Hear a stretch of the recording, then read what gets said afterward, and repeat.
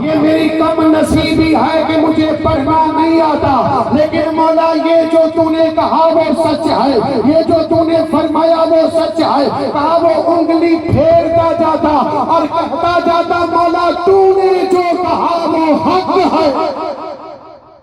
اور جب دل بھر آتا تو قرآن کو بند کر کے آنکھوں سے لگا کر کے پھر اسی جگہ پہ عمل بس یہ ایک تھا، باقی کچھ نہیں تھا۔ اب ان لوگوں نے کہا بس یہی وجہ ہے، قرآن کو دیکھتا رہا، قرآن کو چومتا رہا، قرآن کو چھوتا رہا۔ یہ قرآن کے چھونے اور دیکھنے کی برکت ہے کہ اللہ نے اسی کی قبر کو جنت بنا دیا۔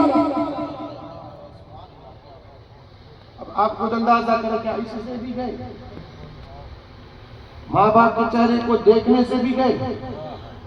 حج مقبول کا ثواب حدیث پاک ہے، یہ میں نے کہا حدیث پاک ہے، میرے آقا کا فرمان ہے۔ کیا فرمایا؟ حج مقبول۔ حج مقبول کرتے کس کو؟ جو حج قبول ہو گیا۔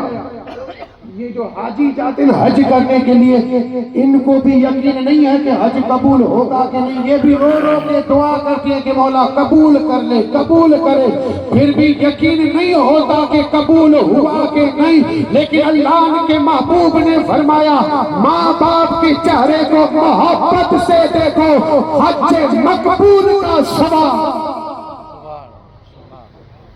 آج تو اللہ رحم فرمائے، آج کل کی اولاد نہ ماں باپ کا کہنا مانتی ہے، نہ ماں باپ نے انہیں کوئی اچھی تربیت دیا۔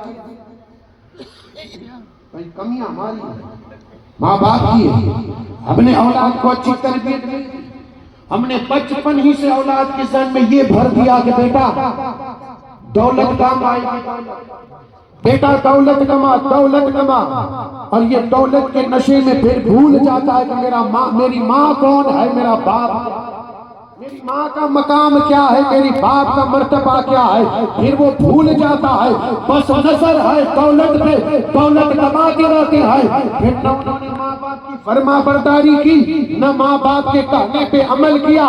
اب وہ منمانی، ماں باپ دوڑ رہے ہیں پیر صاحب تعویذ کر کے دیں، مولوی صاحب تعویذ کر کے دیں۔